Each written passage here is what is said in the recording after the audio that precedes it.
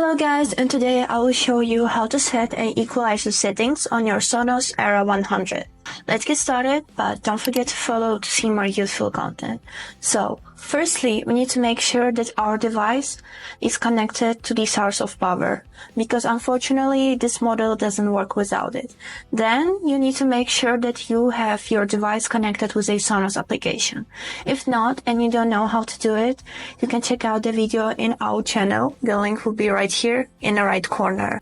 And now to the equalizer settings. So we need to open our Sonos app, click on the settings, choose our device, and go a little bit lower until we see this tab EQ. We click on it and we see the equalizer settings.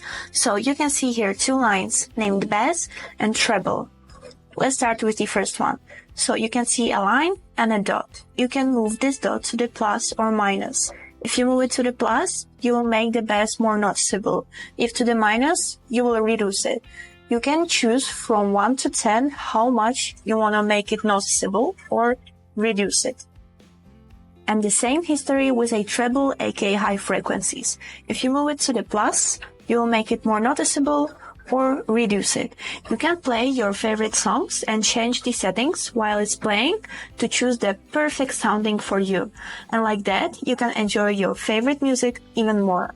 After you are done with the equalizer settings, you just click on this arrow right here and they will be saved. After you are done with the equalizer settings, you can close the application, connect your speaker and enjoy your favorite music even more.